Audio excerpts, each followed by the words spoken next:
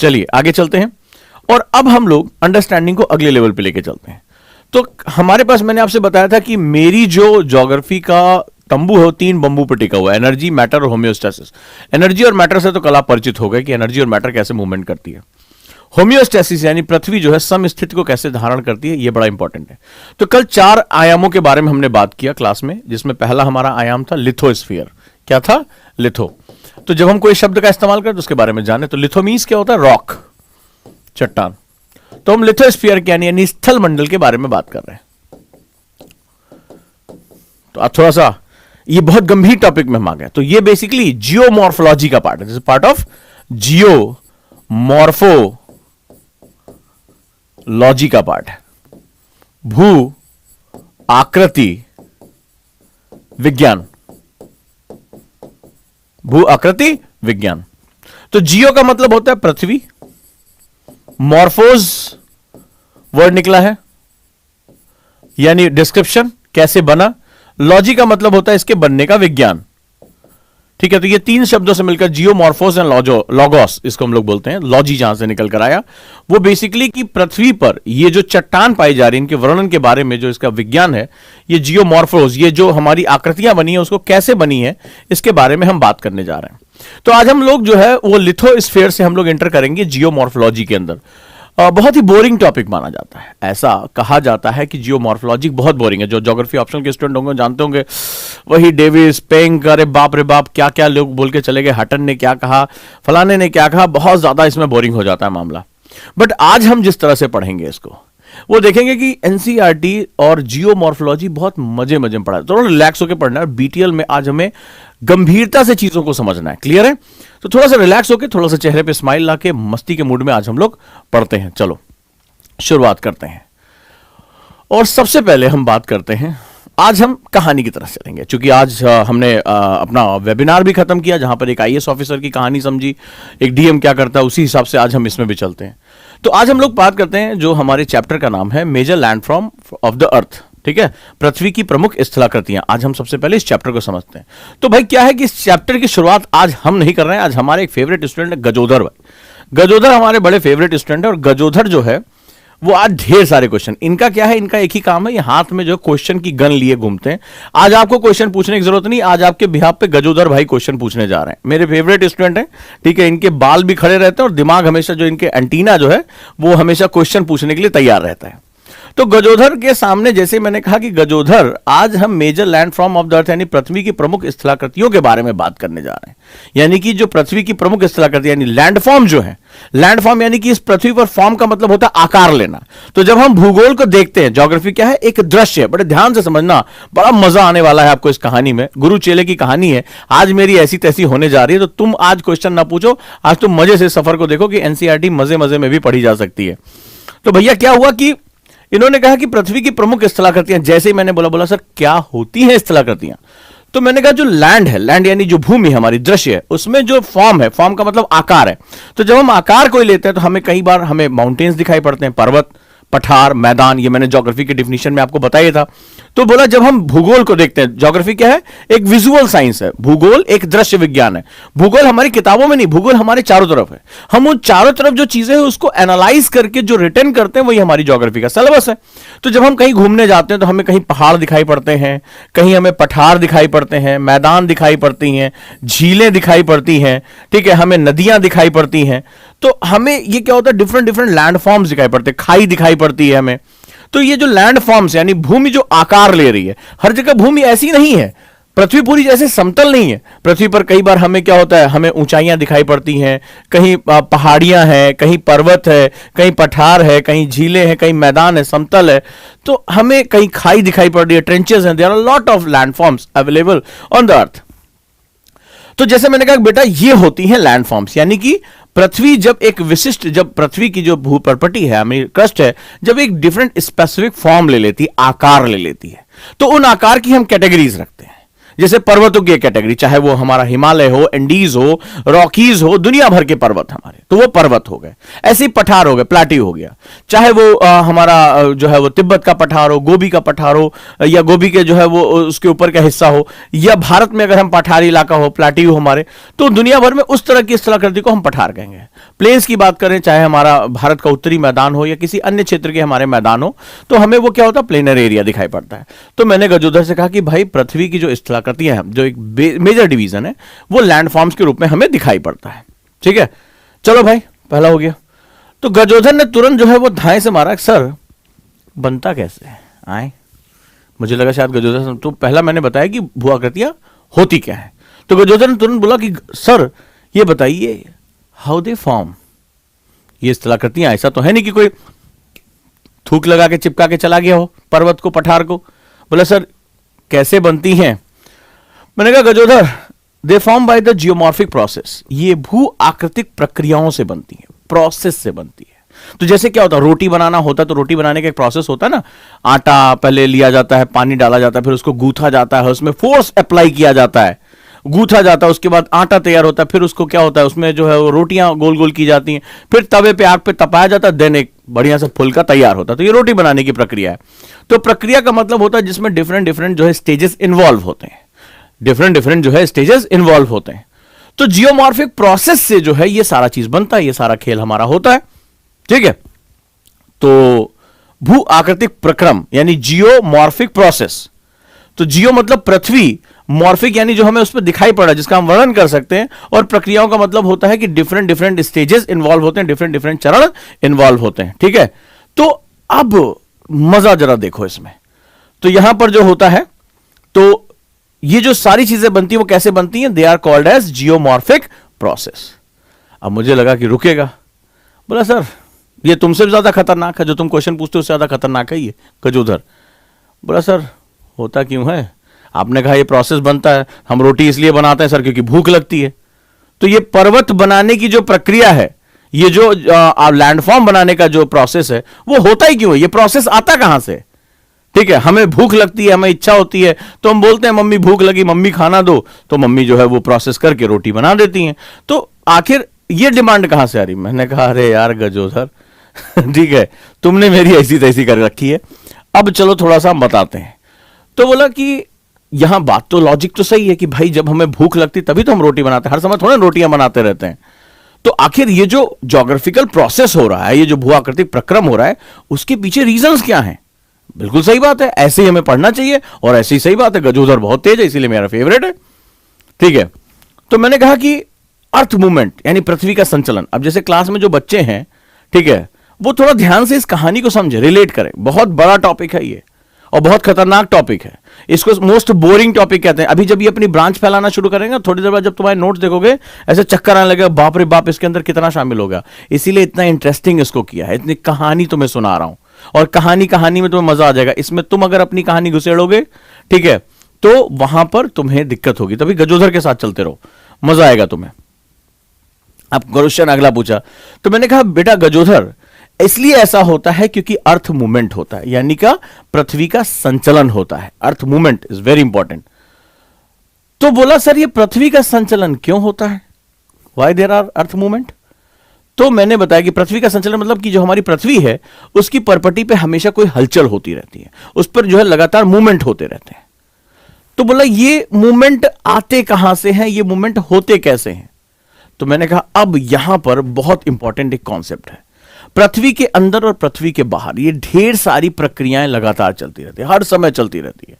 ये एनर्जी और मैटर का ट्रांसफर लगातार होता रहता है, यही भूगोल का सबसे बड़ा कोर है। तो मैंने कहा कि इसका जो सबसे बड़ा कारण है वो दो कारण है। एक को बोलते हैं इंटरनल फोर्सेस और दूसरे को बोलते हैं एक्सोजेनेटिक यानी कि बहिर्जात बल। तो अंदर का मतलब होता है पृथ्वी के अंदर भी कुछ चल रहा होता है, पृथ्वी के अंदर भी कुछ चलो। भाई रोटी फूलती है तो अंदर से ही जो उसकी भाप होती है वो क्या हो जाती है, अंदर जो आटे के अंदर पानी होता है वही रोटी को क्या करता है, फुला देता है गप्प से। ठीक है, तो अंदर से फूलता है, बाहर से थोड़ा ना कोई आके करता हो, या तुम्हारा कभी रोटी वोटी ना फूली हो तो फूक मार मार के फुला दो, बोलो देखो मम्मी मैंने कितनी अच्छी रोटी बनाई है, गप्पे से फूल गई है। तो क्या होता है, अंदर की जो भाप होती है वही रोटी को फुला देती है। तो जो अंदर से हलचल हो रही है that is known as endogenetic force, internal forces है, इसको बोलते हैं इंडोजेनिक फोर्सेज, अंतर्जात बल। क्लियर है? तो अंतर्जात बल। दूसरा बहिर्जात बल, जो बाहर से जो है चेंजेस होते हैं उसको हम लोग बोलते हैं बहिर्जात बल। क्या बोलते हैं इसको? बहिर्जात, यानी एक्सो। एक्सो का मतलब होता है बाहर, इंडो का मतलब होता है अंदर। ये वर्ड का भी मतलब समझो, इंडो मतलब अंदर और एक्सो मतलब बाहर। ये वर्ड हमें बार बार हमें आगे भी देखने को मिलेंगे। तो भैया यहां पर हमारा होता है इंटरनल फोर्सेस यानी आंतरिक बल, ये उसके मूवमेंट के लिए जिम्मेदार हैं। और दूसरा होता है एक्सोजेनेटिक यानी बाह्य बल। अब चलिए सबसे पहले हम बात करते हैं इंडोजेनेटिक फोर्सेस क्या होती है। इंडो मूवमेंट जो होती है, अंतर्जात बल, जरा मजे से समझना। तो जैसे वो पिक्चर में गाना सुना, धीरे धीरे से मेरी जिंदगी में आना, कह रहा है जल्दी आने की जरूरत नहीं है, हीरो गाना गा के कह रहा है कि धीरे धीरे से मेरी जिंदगी में आना। तो जो इंडोजेनेटिक फोर्सेस होते हैं उसमें भी कई कैटेगरी होती है। एक स्लो मूवमेंट होता है, जैसे इस समय भी कहीं आपकी जो ये हमारी पृथ्वी है जहां पे हम क्लास ले रहे हैं, हम इस प्लेट पे चल रहे हैं, आगे चलकर हम डिस्कस करेंगे, हम मूवमेंट कर रहे हैं लेकिन हमें मूवमेंट के बारे में पता नहीं, इतना स्लो मूवमेंट हो रहा है हमें पता ही नहीं चल रहा है। अभी जो हमारी प्लेट है इंडियन प्लेट, वो जो हिमालय प्लेट के साथ टक्कर खा रही है, अंदर उसको धंसा रही है, लेकिन इतना धीरे ये प्रोसेस हो रहा है हमें पता नहीं चल रहा है। तो ये बिल्कुल आशिकी फिल्म के वो गाने की तरह कि धीरे धीरे से मेरी जिंदगी में आना। हीरो कह रहा है कि नहीं ज्यादा ज्यादा जो है जल्दी आने की जरूरत नहीं है, थाम ना पाएंगे। तो पहला जो इंडोजेनेटिक मूवमेंट होता है, इंडोजेनेटिक मूवमेंट के भी कई पार्ट होते हैं। पहला होता है स्लो मूवमेंट, यानी कि पृथ्वी इतना, उसकी प्रॉपर्टी इतना स्लोली मूवमेंट करती है कि आपको पता ही नहीं चलता। जैसे अभी हम भारत में जहां रह रहे हैं, ये प्लेट मूव कर रही है लेकिन आपको बिल्कुल नहीं पता। आज से 7.2 करोड़ साल पहले इस भारतीय प्लेट ने चलना शुरू किया था। ये गोंडवाना लैंड से अलग हुआ था और इसने चलना शुरू किया था। 7.2 करोड़ सालों से हम जर्नी कर रहे हैं और जाकर यूरेशिया की प्लेट से टकराया था। 7.2 करोड़ ईयर से हम मूवमेंट कर रहे हैं और इतना स्लोली मूवमेंट कर रहे हैं कि हमें नहीं पता चल रहा है। दिस वेरी मच लाइक, याद रखना, धीरे धीरे से मेरी जिंदगी में आना। तो फिर यह होता है this is known as slow movement, इसको मंद संचलन कहते हैं। राइट, मंद संचलन। तो मंद संचलन के भी कई भाग होते हैं, इसीलिए मैंने कहा था बहुत टिपिकल टॉपिक और उसको उतने ही मजे से पढ़ना है। तो मंद संचलन यानी जो स्लो मूवमेंट होता है वो भी कई तरह का होता है। एक इसको हम लोग बोलते हैं जो मंद संचलन होता है यानी स्लो मूवमेंट, ये डायस्ट्रॉफिक फोर्सेस होता है, पटल विरूपण। ठीक है, क्या होता है पटल विरूपण? जैसे किसी को प्यार व्यार हो जाता है तो पढ़ने में मन नहीं लगता, मन उचट जाता है उसका। तो विरूपण का मतलब होता है डायस्ट्रॉफिक फोर्सेस। इसमें कुछ बदल जाएगा, कुछ विरूपित हो जाएगा, कुछ उसका जो चेहरा टेढ़ा मेढ़ा टाइप का हो जाएगा, लेकिन स्लोली स्लोली होगा, स्लोली स्लोली होगा। जैसे किसी को किसी से थोड़ा बहुत अभी पता चला यूपीएससी से बड़ा प्यार है, फिर किसी और से भी प्यार हुआ तो धीरे धीरे वो प्यार खींचने लगता है, यूपीएससी से दूरी हो जाती, किताबों से बेवफाई शुरू हो जाती है। तो ये बिल्कुल डायस्ट्रॉफिक फोर्सेस की, यानी पटल का मतलब होता है कि जो ऊपर का हिस्सा है, और विरूपण का मतलब होता है इसमें डिफॉर्मेशन हो रहा है, वो प्लेनर नहीं रह गया, इसमें कुछ डिफॉर्मेशन ऊपर नीचे होता चला जा रहा है। अब ये कहता है कि ये भी दो तरह का होता है, जो पटल विरूपण होता है ये भी दो तरह का होता है। एक ऊर्ध्वाधर, ठीक है, जैसे कोई प्यार में पड़ गया, अब प्यार उसको बड़ा अच्छा मिल गया, अब उसने क्या किया कि उसको ऊपर और कि चलो तुम्हें और अच्छा पढ़ना है, जल्दी आईएएस बनना है, तो उसको क्या हो रहा है ऊपर जो है वो ढकेल रहा है, तो ये ऊर्ध्वाधर हो गया। या कई बार प्यार गड़बड़ मिल जाता है, सीधे खींच के नीचे ले आता है, वो भी बड़ा दिक्कत हो जाएगा। तो एक होता है वर्टिकल यानी ऊर्ध्वाधर, और एक होता है हॉरिजेंटल यानी कि क्षैतिज संचलन। दो तरह के मूवमेंट होते हैं, एक वर्टिकल मूवमेंट और दूसरा हॉरिजॉन्टल मूवमेंट। राइट,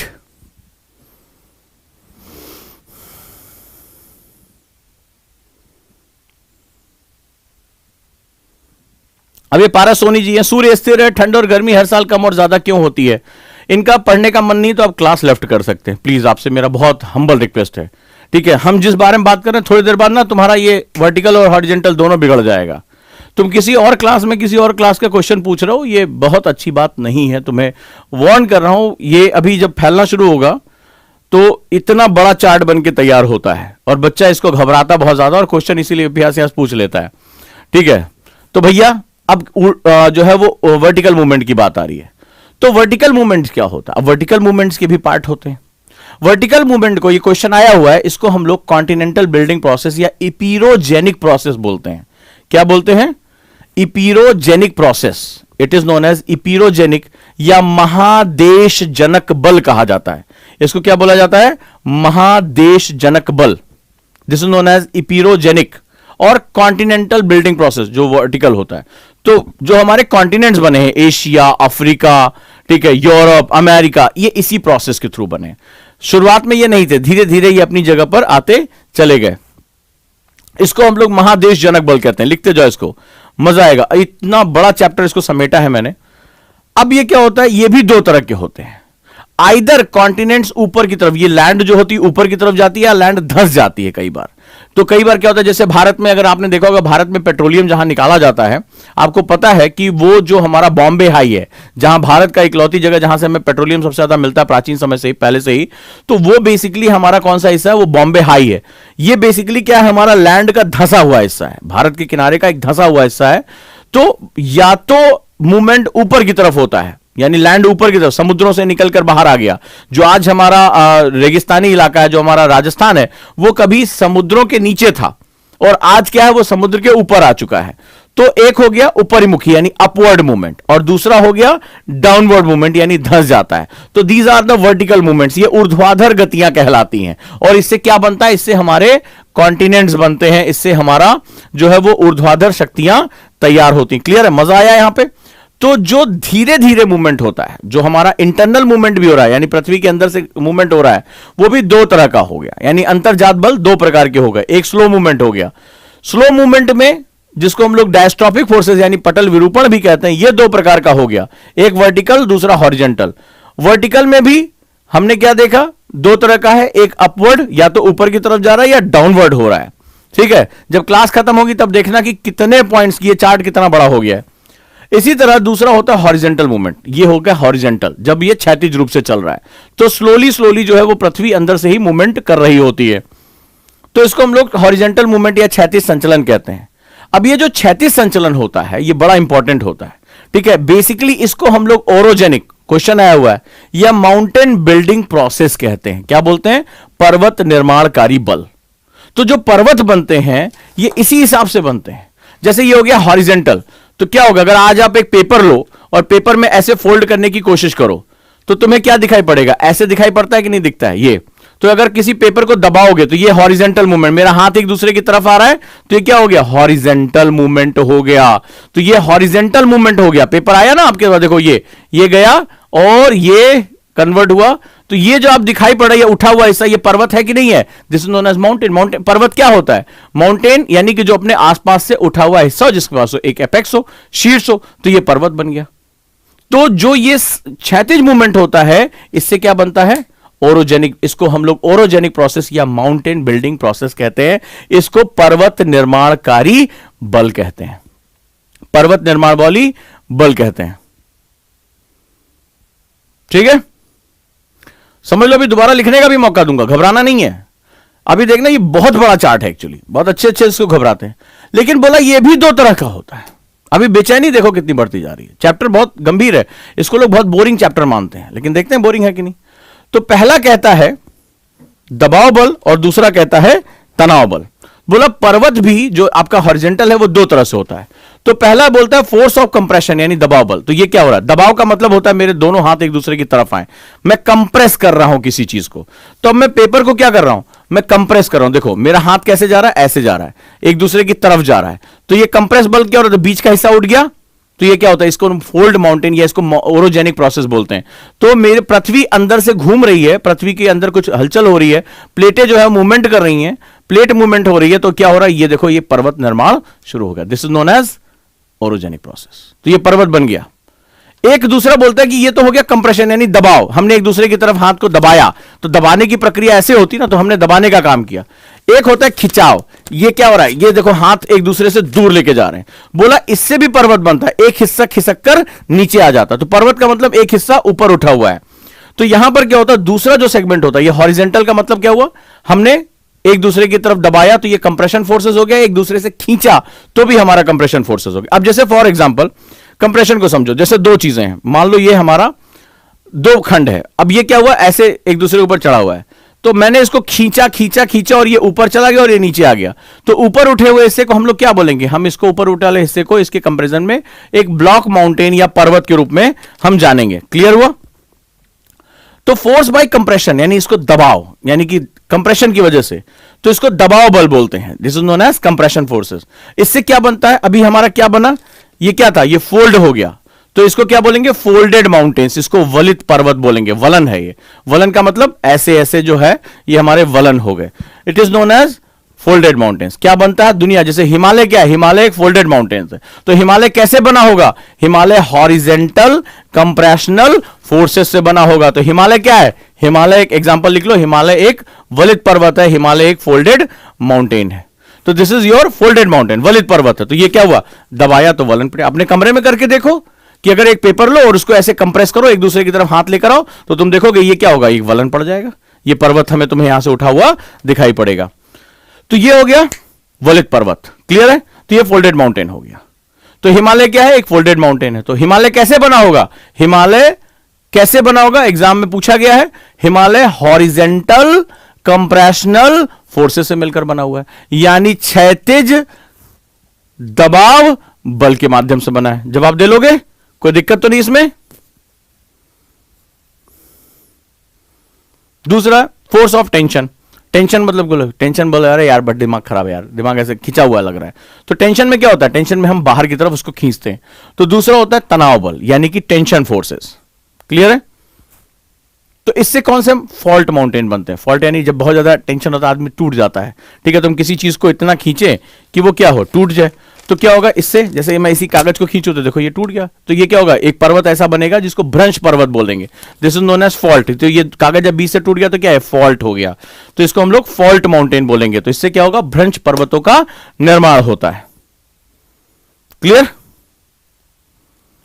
तो ये आंतरिक शक्तियों में ये हमारा पहला विभाजन रहा। स्लो मूवमेंट जो इंडोजेनेटिक फोर्सेस हैं, इंडोजेनेटिक फोर्सेस में पहला हमारा हो गया स्लो मूवमेंट। वहीं दूसरा मूवमेंट जो होता है वो होता है सडन मूवमेंट। ये भी इंटरनल है, अंदर से शक्तियां आ रही हैं, पृथ्वी के अंदर कुछ गतिविधियां हो रही हैं, उसके बारे में आगे हम डिस्कस करेंगे। तो उससे हमारा क्या होता है, दैट इज सडन मूवमेंट कहलाता है। तो सडन मूवमेंट यानी आकस्मिक संचलन बोलते हैं इसको, आकस्मिक संचलन बोलते हैं। किसी ने पूछा फॉल्ट माउंटेन का एग्जांपल, बहुत से हमारे एग्जांपल है भ्रंश पर्वतों के रूप में। अगर हम देखें तो दुनिया भर में जैसे वॉसजेज हो गया, ठीक है, जो ब्लैक फॉरेस्ट का हो गया, वो भी आपका एक भ्रंश पर्वत है, ठीक है। अभी इस पे हम और डिटेल पे आते हैं। अब हम बात करते हैं सडन मूवमेंट। तो सडन मूवमेंट जैसे क्या होता है कि आप यूपीएससी की तैयारी कर रहे हैं, मान लीजिए बोला फलाने ठिकाने में तुमसे 2 साल बाद शादी करूंगा, पता चला एक दिन आई और कार्ड दे के चली गई, बोलिए मेरी शादी का कार्ड है। अब यहां तुम इंटरव्यू की तैयारी कर रहे हो, उधर तुम्हें शादी कार्ड दे के चली गई, तो अचानक से तुम गाना गाने तो दिल तोड़ के हंसती हो मेरा, ठीक है। तो वो क्या अचानक से दिल कैसे खट्ट से टूट जाता है। तो जो मूवमेंट सडनली होते हैं, बिना बताए होते हैं, तो इधर तुम जो है कुछ और सपने देख रहे थे, वहां की जो है वो दूसरा जो है गाना गाना शुरू हो जाता है, वो पता मेरी सगाई हो गई, मेरी शादी हो गई, तो पता चला तुम्हारा दिल धाए से क्या हो जाता है, टूट जाता है। तो ये सडन मूवमेंट जो है ना, वो दिल तोड़ के वाला हिसाब किताब है, एकदम सडन मूवमेंट होता है। यानी कि इसमें जो संचलन होता है वो अकस्मात पता चलता है, इसमें एक ज्यादा फोर्स रिलीज होती है, क्लियर। तो इसको हम लोग क्या बोलते हैं, इसको हम लोग बोलते हैं सडन मूवमेंट या आकस्मिक संचलन। सडनली होता है, सडनली आपकी दुनिया हिल जाती है। होता नहीं कि अचानक से तुम जो है शादी के सपने देख रहे थे, मैं आईएएस बनूंगा, ये करूंगा, वो करूंगा, सडनली पता चला क्या हुआ कि तुम्हें जो है वो दर्द भरे गाने गाने हैं, तो वहां पे जो है सारा मामला खराब हो जाता है। तो यहां इसको बोलते हैं सडन मूवमेंट, सडन। अब सडन मूवमेंट जब क्या होता है, तो क्या होता है आपके साथ, अचानक से पता चला कि आप जो है वो प्यार मोहब्बत की बातें कर रहे थे, गाने वाने गा रहे थे, तो अचानक से पता चला शादी कहीं और तय हो गई, तो मामला वहां खराब हो गया।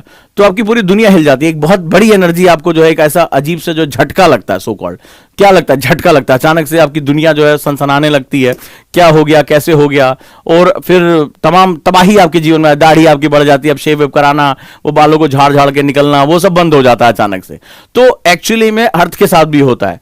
तो क्या होता है, सडन मूवमेंट में बहुत ज्यादा एनर्जी अचानक से रिलीज होती है। कहां आप धीरे धीरे पहली बार मिले थे, गाने वाने गाए थे, कैफे कॉफी डे गए थे, धीरे धीरे दोस्ती से बात आगे बढ़ी थी, प्यार मोहब्बत तक बात पहुंची थी, जीने मरने की कस्में खाई थी, और अचानक से क्या हुआ, ये सालों की मेहनत एक झटके में खत्म। तो यहां पर भी जो होता है अर्थ के इंटरनल मूवमेंट में सडनली बहुत एनर्जी रिलीज हो जाती है, और ये काफी डिजास्टरस हो जाती है, बहुत ज्यादा इसमें डिजास्टर होता है, और अचानक से बहुत बड़ा एक डिफॉर्मेशन आता है, आपकी लाइफ ऑफ ट्रैक हो जाती है। अब आप जो है किताबें छोड़कर दारू लेकर बैठे हुए रहे, जिंदगी में कुछ नहीं है मेरा भाई, तो इस तरह की बातें करते हुए आप घूम रहे होते हैं, अचानक से दाढ़ी बड़ी हो जाती, बाल बिखरे हो जाते हैं, ठीक है, कबीर सिंह टाइप के हो जाते हैं आप।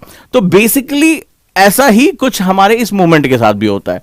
सो आकस्मिक संचलन में जैसे हम लोग बात करते हैं वॉल्केनिज्म, तो कहां भूकंप जो है वो प्यार से कहता है फट जाऊं क्या, नहीं ऐसा तो नहीं कहता ना शाहरुख खान की तरह से मैं आ रहा हूं, तो ऐसा वो नहीं करता। वो ज्वालामुखी क्या होता है, बड़ाम से पता चला कि 10,000 लोग मारे गए, 15,000 लोग मारे गए, पृथ्वी हलचल करने लगती है, लावा निकलने लगता है। तो वॉल्केनिज्म ये क्या है, ये पृथ्वी के अंदर से होने वाली क्रिया है, इंटरनल फोर्सेस है, और ये सडन होती है, दैट इज वॉल्केनिज्म, यानी ज्वालामुखी की क्रिया होती है, बहुत ढेर सारा लावा निकलने लगता है, इस नोन एज सडन। दूसरा भूकंप, अब ऐसा थोड़ा ना होता है कि भूकंप हल्के हल्के जो है आप गाना गाएं छम छम करके कहते हैं पायलिया के बोल, तो जब पृथ्वी हिलने लगती है तो आप जो है निकल पड़ते हैं घर से, बिल्डिंगें ढह जाती हैं, हजारों लाखों लोग मारे जाते हैं। भुज में जो भूकंप आया था जो है वहां पे, तो आपने देखा कि कितनी वहां पे मौतें हुई, या दुनिया में जहां पर भी ये दोनों घटनाएं होती हैं वहां बहुत डिजास्टर क्रिएट होता है, और बहुत ही कम समय में जो लैंड फॉर्म है वो बहुत ज्यादा जो है चेंज हो जाता है, और बहुत ज्यादा एनर्जी स्टोर होकर रिलीज होती है। ये कुछ ऐसे होता है जैसे मान लीजिए अगर मैं इसमें कुछ हल्का हल्का चेंज करूं, मान लो ये मेरी एक प्लेट है, ठीक है, ये मेरी प्लेट है, ये पृथ्वी के अंदर का कोई हिस्सा है, पृथ्वी की ये भूपर्पटी है, क्रस्ट है। अब जरा ध्यान से इसको समझने की कोशिश करना। तो यहां पर क्या होता है कि ये आपकी एक प्लेट है, अब सडनली क्या होता है, इसमें एनर्जी स्टोर हो रही है, तो ये इलास्टिसिटी तक उसको बर्दाश्त कर रहा है। अब ध्यान से सुनना कि क्या होता है सडनली, तो ये क्या होगा, एक सडन मूवमेंट, जैसे मान लो ये हल्का हल्का संचलन हो रहा है, हल्का हल्का मूवमेंट हो रहा है, तो आपको बिल्कुल इसके बारे में पता नहीं चल रहा है। इस पृथ्वी के अंदर हल्के हल्के भूकंप हर समय आते रहते हैं, आपको कभी पता नहीं चलता, लेकिन एक बड़ी एनर्जी जब रिलीज होती है, जैसे मान लो भूकंप हो गया, ज्वालामुखी हो गया, वॉल्केनिज्म हो गया, तो आपने देखा चटक की आवाज के साथ ये खटांग से क्या हुआ, टूट गया, बहुत बड़ी मात्रा में एनर्जी क्या हुई, रिलीज हुई। तो ये जो एनर्जी जब रिलीज होती है तो हमें हमारी मकान दुकान तभी अच्छा लगता है जब वो शांत हो, और जब ये हिलने लगता है ना तो हम क्या होता है, हम परिंदे हो जाते हैं, भागो बेटा जितनी तेज हो सके। तो ये दोनों घटनाएं जो होती हैं these are known as sudden movements. तो पृथ्वी इस तरह से भी पटल विरूपण करती है। जैसे अगर आप देखें भुज में अल्लाह बांध एक नाम रखा गया, तो वो क्या हुआ, जब वहां पे भूकंप आया तो पृथ्वी का एक हिस्सा ऊपर उठ गया, रातों रात एक डैम जैसी संरचना बन गई। तो यहां जहां ज्वालामुखी होता है, एक पर्वत होता है, वो ज्वालामुखी जब आता है तो बाम से पूरा फट के अलग हो जाता है, तो वो क्या होता है, दैट इज एक डिजास्टर्स मूवमेंट वहां पे क्रिएट हो जाता है, और वहां पे क्या होता है, एक नया लैंडफॉर्म क्रिएट हो जाता है। तो जाना जब तो अपेक्स होता है, वो क्या होता है, जब बाम की आवाज होती है तो वो दूर दूर तक राख गैस ये सब चला जाता है, लावा फैल जाता है, और नया लैंडफॉर्म जनरेट होता है, वो पर्वत जो होता है वो टूट कर खत्म हो जाता है। तो काफी कुछ जो है वो यहां पर अचानक से suddenly with in a few जो टाइम है, बहुत कम टाइम पीरियड में वो पूरा का पूरा लैंडफॉर्म और लैंडस्केप चेंज हो जाता है, वो पूरा जो दृश्य है वो क्या होता है, बदल जाता है। ठीक है, जैसे बिल्डिंगें ढेर सारी खड़ी हैं और भूकंप आएगा, क्या हुआ हैती में, अगर आप फोटोज देखेंगे हैती में इंटरनेट पे जाके, तो आप देखेंगे कि मतलब शहर का 90% हिस्सा ऐसे जमीन पर बिछ गया है, सब कुछ, मतलब बिल्डिंगें खत्म हो गई हैं, मकान खत्म हो गए, सब कुछ भूकंप में तबाह हो गया वहां पे। तो ये एक बहुत बड़ा फोर्स जो होगा वो आपको यहां पर जो है वो झेलना पड़ेगा। क्लियर है?